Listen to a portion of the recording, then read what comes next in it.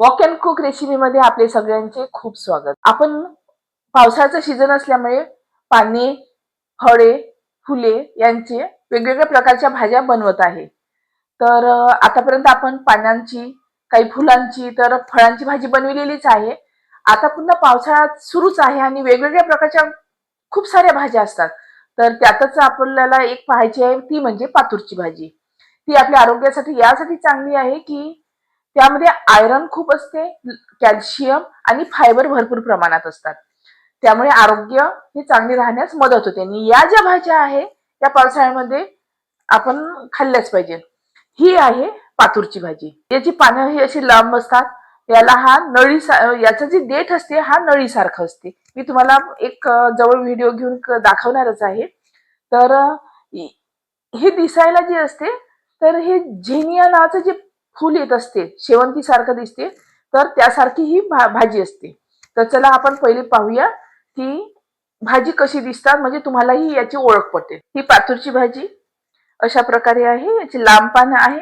महत्वाचं म्हणजे याचा जो देठ आहे, हे बघा हा देठ, त्याला हा पोकळ भाग असतो पुंगळीसारखा, जसं वेळूच्या भाजीला असते त्याप्रमाणे ह्या अशी नळी असते. ही अशा प्रकारे आपण निवड करायची आणि आता आपण बनवूया भाजी. अशा प्रकारे पाणी उकळलेलं आहे आणि या पाण्यामध्ये आपल्याला ही कापलेली भाजी मिक्स करायची आहे.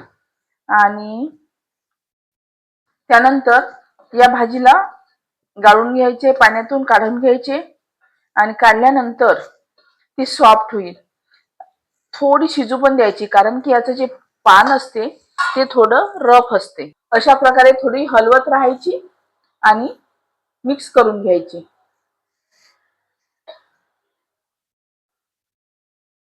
या भाजीला थोडी शिजू पण द्यायची आहे, कारण की त्याशिवाय ती सॉफ्ट होणार नाही. कारण की तिला सॉफ्ट होऊ द्यावी लागेल. भाजीला एक उकळी आलेली आहे आणि आपण आता ही भाजी काढून घेऊया. आपण जी गरम पाण्यातून जी भाजी काढलेली होती ती आता थंड झालेली आहे आणि आपण यातलं आणखी एक्स्ट्रा जे पाणी आहे ते आपण अशा प्रकारे काढून घ्यायचं आहे. हे बघा, अशा प्रकारे हे पाणी निघून जाते. अशी पिळून घ्यायची आहे थोडीशी आणि हे एका बाउलमध्ये साईडला ठेवायची. मी उरलेली भाजी पण पिळून दाखवते तुम्हाला.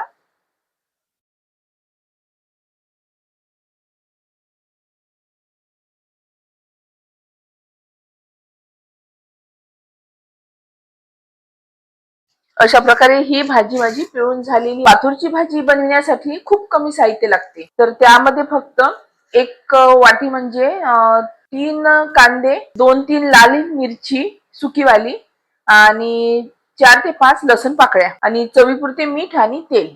तर चला भाजी बनवूया. आपण भाजी बनवण्यासाठी घेतलेली एक लोखंडाची कढई. लोखंडाची कढईमध्ये भाजी ही खूप छान लागत असते आणि त्याला आपल्याला टाकायचं आहे यामध्ये 10 ते 15 ml तेल टाकायचं आहे. कारण की पालेभाजी असल्यामुळे याला जास्त तेलाची गरज नसते. आपले तेल गरम झालेले आहे. त्यात आपण पहिले घालायचे आहे लाल मिरची आणि लाल मिरची छान काळसर आली थोडी की त्यामध्ये लसण आणि कांदा सोबतच घालायचा, म्हणजे तो जळणार पण नाही आणि छान नरम मध्ये शिजून येईल. लसण आणि कांदा छान अशा प्रकारे परतून घ्यायचा. कांदा परतताना तो मंद आचेवर परतायचा, म्हणजे तो जळणार नाही. कांदा परतून लालसर आलेला आहे. यामध्ये आपल्याला चवीपुरते मीठ घालायचे आहे. पालेभाज्या असल्यामुळे त्याला मीठ कमी घालावे लागते, नाहीतर भाजी ही खारट होते. तर मी चवीपुरते मीठ घालत आहे. ते छानपैकी यामध्ये मिक्स करून घेते आणि गॅस ही खूप कमी केलेली आहे.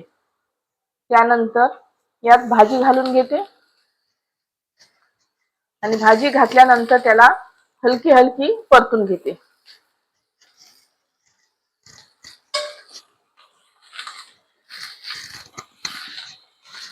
त्या प्रकारे अशी भाजी परतून घेतलेली आहे आणि हिला मंद आचेवर ठेवून थोडी त्याच प्लेटने झाकून घेते. अशा प्रकारे ही पातूरची भाजी तयार झालेली आहे आणि याचा सुगंध खूप छान येऊन राहिलेला आहे. आपणही एकदा तरी बनवून पहा आणि याची चव सांगा मला कशी झालेली आहे, कमेंट्स द्या. त्यानंतर माझ्या व्हिडिओला लाईक द्या, शेअर पण करा आणि सबस्क्राईब करा आणि